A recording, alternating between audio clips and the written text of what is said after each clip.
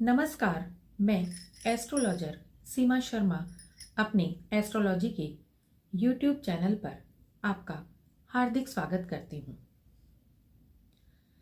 क्या आप जानते हैं कि हम अपनी पर्सनालिटी, अपने व्यक्तित्व के बारे में अपनी कुंडली से भी पता लगा सकते हैं, या यदि हमें किसी के कुंडली के बारे में जानकारी हो तो हम सिर्फ उसको देखकर ही यह बता सकते हैं कि उस व्यक्ति का कैसा स्वभाव होगा, कैसा व्यक्तित्व होगा, कैसी पर्सनैलिटी होगी, किस तरह का आचार व्यवहार होगा। इसका मतलब यह हुआ कि किसी भी व्यक्ति की कुंडली को देखकर हमें उस व्यक्ति की पर्सनैलिटी और उस व्यक्ति के व्यक्तित्व, यहाँ तक कि शक्ल सूरत तक के बारे में पता चल सकता है। तो आइए जानते हैं कि किस प्रकार से हम किसी भी व्यक्ति की कुंडली के द्वारा उसकी पर्सनैलिटी के बारे में, उसके व्यक्तित्व के बारे में, उसकी नेचर के बारे में, उसके आचार व्यवहार के बारे में, उसकी शक्ल सूरत के बारे में कैसे पता लगा सकते हैं। आज हम इसी विषय पर चर्चा करेंगे, लेकिन उससे पहले आप हमारे YouTube चैनल को सब्सक्राइब जरूर करें और लाइक और बेल आइकन को जरूर क्लिक करें, जिससे हमारी आने वाली वीडियोस का नोटिफिकेशन आपको मिलता रहे। तो आइए जानते हैं कुंडली के उस पार्ट के बारे में, कुंडली के उस भाग के बारे में जिससे हम किसी भी व्यक्ति के नेचर, आचार व्यवहार, शक्ल सूरत और यहाँ तक कि उसके स्वास्थ्य के बारे में भी पता लगा सकते हैं। आपने सुना ही होगा, आप जानते होंगे कि हमारी कुंडली में 12 भाव होते हैं, जिनको 12 घर भी कहा जाता है। ये समझिए कि जीवन का सारा खेल इन 12 घरों में ही छिपा हुआ है। जीवन के सारे पहलुओं को हम इन 12 भावों के द्वारा ही जान सकते हैं। इन 12 घरों में, इन 12 भावों में हमारे 9 ग्रहों की जिस प्रकार से स्थितियां बनती हैं, उसी प्रकार से हमारी कुंडली का फलादेश किया जाता है। अब वह कैसे होता है, आज इसके बारे में मैं आपको बताती हूं। अब जब 12 भाव हुए, 12 घर हुए, तो आप जानते हैं कि 12 ही हमारी राशियां होती हैं। इन 12 राशियों को इन 12 घरों में जब बिठाया जाता है, या जब ये 12 राशियां अलग अलग प्रकार से इन भावों में, इन घरों में बैठी होती हैं, और उसके बाद इनमें जो ग्रह विद्यमान होते हैं, तो उस राशि और उस ग्रह के अनुसार ही हमारी कुंडली का फलादेश होता है। हमारी कुंडली से हमें फलों की, निष्कर्षों की प्राप्ति होती है और हम जिंदगी के सभी पहलुओं के बारे में जान सकते हैं। अब कुंडली का वह कौन सा भाव है, अब कुंडली का वह कौन सा घर है जिसके बारे में हमें किसी भी व्यक्ति के व्यक्तित्व के बारे में, उसकी पर्सनैलिटी के बारे में और उसकी नेचर के बारे में पता चलता है। वह है हमारा प्रथम भाव, यानी कि लग्न भाव। और हमारी कुंडली का जो लग्न है, हमारी कुंडली का जो प्रथम भाव है, वह बहुत अधिक महत्वपूर्ण है, बल्कि कहिए कि सबसे अधिक महत्वपूर्ण है। क्योंकि लग्न का मतलब है स्वयं हम, स्वयं एक व्यक्ति। मान लीजिए किसी भी व्यक्ति की कुंडली अगर हम देखें, तो जब उसके हम लग्न की स्टडी करते हैं, जब उसके लग्न के बारे में हम विचार करते हैं, तो इसका मतलब यह है कि हम विशेष रूप से उसी व्यक्ति के बारे में विचार कर रहे हैं, उस व्यक्ति की व्यक्तित्व के बारे में विचार कर रहे हैं, उस व्यक्ति की शक्ल सूरत के बारे में विचार कर रहे हैं, उस व्यक्ति के स्वास्थ्य के बारे में विचार कर रहे हैं, उस व्यक्ति के आचार व्यवहार के बारे में हम लग्न से ही विचार करते हैं। अब कैसे पता चले लग्न को देखकर कि वह व्यक्ति कैसा होगा, उसकी पर्सनैलिटी कैसी होगी, कैसा उसका व्यक्तित्व होगा? यह डिसाइड करते हैं हमारे ग्रह और हमारी राशियां। इन 12 राशियों में कोई भी एक राशि वहां पर होती है, यह निश्चित है। अब हमें देखना होगा कि किस राशि में वह लग्न है और वहां पर कौन से ग्रह बैठे हुए हैं। अब उस लग्न में जो राशि होती है, उस राशि के स्वामी के अनुसार ही व्यक्ति का व्यक्तित्व निर्धारित होता है और उसके अलावा जो ग्रह वहां पर बैठे होते हैं उनके अनुसार ही वहां पर बैठे हुए ग्रह से व्यक्ति के व्यक्तित्व का निर्धारण होता है। तो आइए इसका थोड़ा सा अध्ययन कर लेते हैं कि जब वहां पर कौन कौन सी राशियां होने से और कौन कौन से ग्रह होने से हमें कैसे पता चलेगा कि व्यक्ति का स्वभाव कैसा होगा और व्यक्ति का व्यक्तित्व कैसा होगा। तो सबसे पहले बात करते हैं हमारी मेष राशि की। यदि लग्न में यानी कि प्रथम भाव में मेष राशि हो या वृश्चिक राशि हो तो इन दोनों राशियों का स्वामी मंगल होता है। यदि मेष राशि या वृश्चिक राशि यहां पर बैठे होते हैं तो व्यक्ति मंगल के गुणों से परिपूर्ण होगा। अब मंगल के जो गुण हैं, मंगल एक बहुत ही साहस से भरा हुआ ग्रह है जो हमारे साहस को दर्शाता है, हमारे पराक्रम को दर्शाता है, हमारी हिम्मत को दर्शाता है। तो जिस व्यक्ति का लग्न भाव मेष राशि या वृश्चिक राशि से प्रभावित होता है या वहां पर मंगल की स्थिति बनती है, वह व्यक्ति बहुत अधिक साहसी होता है, बहुत अधिक हिम्मत वाला होता है और साथ ही वह व्यक्ति गौर वर्ण का और सुंदर व्यक्तित्व वाला होता है। इसके साथ ही वह व्यक्ति गुस्से वाला भी जरूर होता है क्योंकि मंगल का स्वभाव उग्र है, मंगल का स्वभाव गर्म है, मंगल का रंग लाल है। उसी के अनुसार व्यक्ति का व्यक्तित्व भी बन जाता है। व्यक्ति गौर वर्ण का होता है और साथ ही वह गुस्से वाला भी होता है। कुछ कुछ इसी प्रकार के गुण सूर्य के भी होते हैं। इसीलिए यदि लग्न सूर्य की राशि सिंह राशि में होता है और साथ ही यदि सूर्य वहां पर बैठा होता है तब अवश्य ही व्यक्ति बहुत अधिक प्रभावशाली व्यक्तित्व का होगा, सुंदर व्यक्तित्व का होगा और साथ ही वह व्यक्ति गुस्से वाला भी होगा और साहसी भी होगा।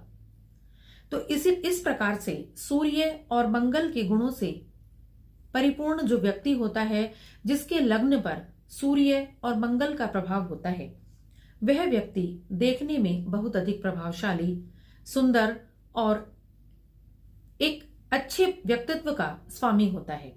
लेकिन साथ ही उग्रता भी उस व्यक्ति के व्यक्तित्व में पाई जाती है। उग्रता मीन्स गुस्सा। और कभी कभी तो ऐसा होता है कि सूर्य और मंगल एक साथ ही लग्न भाव में बैठे होते हैं, तब अवश्य ही ऐसा व्यक्ति बहुत अधिक गुस्से वाला होता है। अब बात करते हैं चंद्रमा की। यदि लग्न भाव कर्क राशि से संबंधित होता है, यदि कर्क राशि वहां पर होती है तो यह कर्क राशि के स्वामी चंद्रमा है, तो व्यक्ति चंद्रमा के गुणों से परिपूर्ण होता है। यदि कर्क राशि हो या लग्न में चंद्रमा हो तो व्यक्ति बहुत ही शांत स्वभाव का व प्रेम से भरा हुआ व्यक्ति होता है। ऐसा व्यक्ति संगीत का प्रेमी भी हो सकता है और साथ ही थोड़ा प्रेम को मानने वाला, भावनाओं से भरा हुआ व्यक्ति होता है, क्योंकि चंद्रमा मन का स्वामी है। और जब भी लग्न भाव में चंद्रमा बैठता है या लग्न भाव चंद्रमा से संबंधित होता है, कर्क राशि से संबंधित होता है, तो अवश्य ही व्यक्ति बहुत अधिक भावनात्मक होता है, इमोशनल होता है और प्रेम से परिपूर्ण होता है, सच्चे दिल का होता है। और यदि किसी भी व्यक्ति के साथ मित्रता रखे या संबंध रखे तो बहुत अधिक सच्चे दिल से रखता है। लेकिन ऐसा व्यक्ति बहुत नाजुक मन का भी होता है, क्योंकि मन एक बहुत ही चंचल है जो कि बहुत जल्दी महसूस कर लेता है किसी चीज को। इसी प्रकार का वह व्यक्ति होता है। थोड़ा चंचल स्वभाव भी हो सकता है, लेकिन वह व्यक्ति इमोशनली बहुत अधिक कनेक्टेड होता है अपनी भावनाओं से और अपने संबंधों से। यानी व्यक्ति बहुत अधिक इमोशनल होता है और भावनात्मक होता है।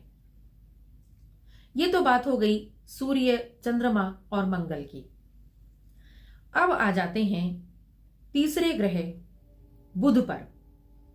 यदि हमारा लग्न बुध से संबंधित होता है, इसका मतलब मिथुन या कन्या राशि यदि लग्न में होती है या बुध लग्न भाव में स्थित होता है, तो व्यक्ति अवश्य ही बहुत अधिक बुद्धिमान होता है। हालांकि बुध एक छोटा ग्रह है, इसीलिए इसको बालक के समान भी माना जाता है और व्यक्ति का मन एक बालक की तरह है, चंचल हो सकता है, खेलने कूदने वाला हो सकता है, लेकिन फिर भी वह व्यक्ति जिसका लग्न भाव जो है वह बुध से संबंधित होता है, वह व्यक्ति अवश्य ही बहुत अधिक बुद्धिमान, समझदार और गणित विद्या का जानकार भी होता है। ऐसा व्यक्ति हिसाब किताब में बहुत अधिक तेज होता है और पढ़ाई लिखाई में अच्छा रहता है और बहुत अधिक समझदार होता है और साथ ही अपने जीवन के सभी निर्णयों को एक बहुत अच्छे तरीके से लेने में समर्थ होता है। अब आते हैं गुरु ग्रह पर। आप जानते हैं कि गुरु ग्रह को गुरु इसलिए कहा गया है, बृहस्पति ग्रह जो है वह हमारे सभी ग्रहों का गुरु है। यह एक सर्वोत्तम ग्रह है और इसीलिए यदि किसी भी व्यक्ति की कुंडली का लग्न भाव गुरु ग्रह से संबंधित होता है, इसका मतलब धनु या मीन राशि यदि लग्न में होती है या गुरु ग्रह वहां पर बैठा होता है, तो ऐसा व्यक्ति अवश्य ही सर्वोत्तम माना जाता है। ऐसी कुंडली सर्वोत्तम मानी जाती है जहां पर अपने घर का या उच्च का होकर या अच्छी स्थिति में गुरु लग्न में बैठा होता है, तो अवश्य ही ऐसा व्यक्ति बहुत अधिक कुलीन, धर्मात्मा, बहुत अच्छे संस्कारों वाला, बहुत अधिक विद्वान और एक बहुत ही संस्कारवान व्यक्ति होता है। ऐसी कुंडली सर्वश्रेष्ठ मानी जाती है जहां पर लग्न भाव में गुरु बैठ जाता है और यदि अच्छी स्थिति में गुरु हो तो अवश्य ही ऐसी कुंडली सबसे अच्छी मानी जाती है, क्योंकि यह कहा जाता है कि जिस व्यक्ति के लग्न में गुरु बैठा है उस व्यक्ति पर संदेह करने का मतलब होता है ईश्वर पर संदेह करना। वह व्यक्ति चरित्र का इतना अधिक अच्छा होता है, वह व्यक्ति इतना कुलीन और धर्मात्मा होता है कि वह कभी भी जिंदगी में गलत रास्ते पर नहीं चल सकता और साथ ही वह बुद्धिमान भी बहुत अधिक होता है, धर्मात्मा होता है, अच्छे सच्चाई के रास्ते पर चलने वाला होता है, धर्म के रास्ते पर चलने वाला होता है और सच्चे पथ पर अग्रसर होता हुआ हमेशा उन्नति की ओर अग्रसर होता रहता है। तो यह तो बात हुई गुरु ग्रह की। अब हम देखते हैं कि शुक्र ग्रह की क्या विशेषताएं हैं।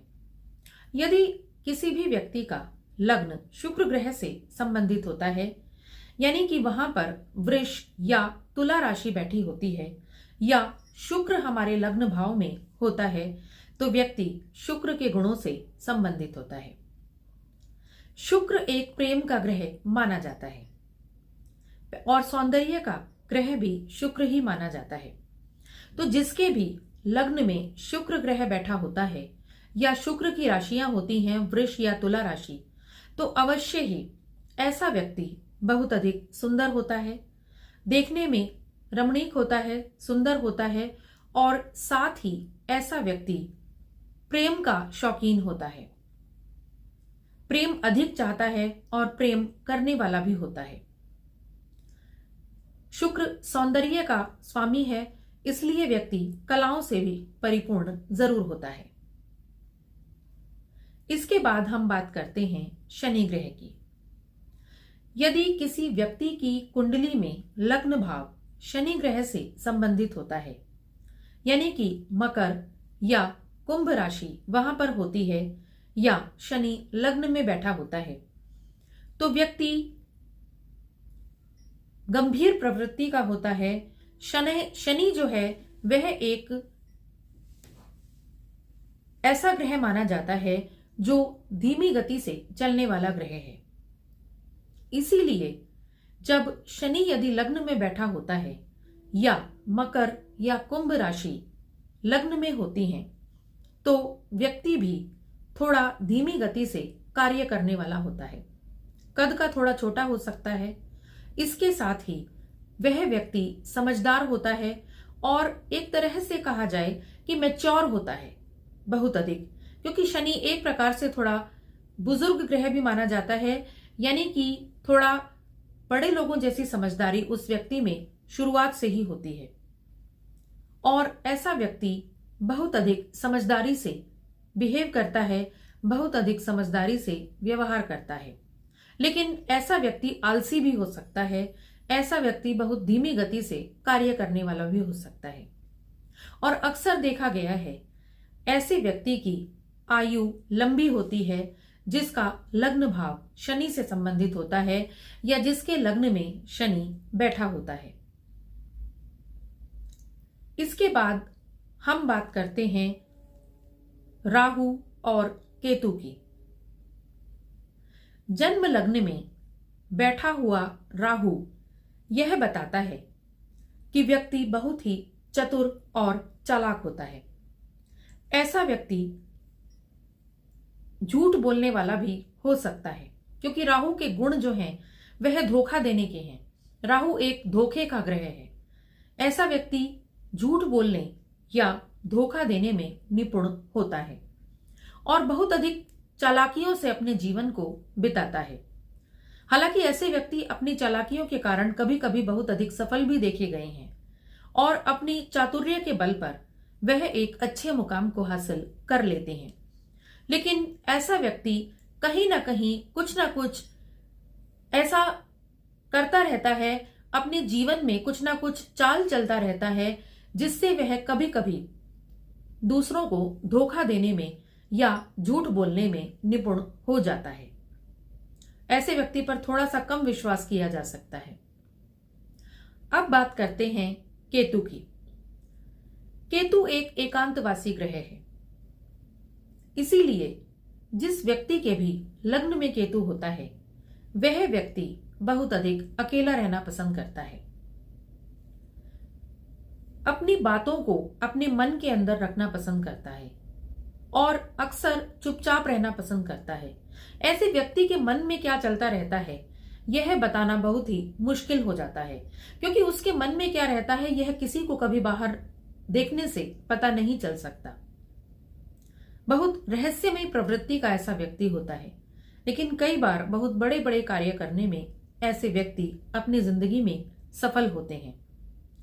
तो राहु और केतु वैसे ज्यादा अच्छे नहीं माने जाते, लेकिन फिर भी यदि अच्छी स्थिति में बैठे हों तो व्यक्ति अवश्य ही अपनी जिंदगी में सफलता को प्राप्त करता है।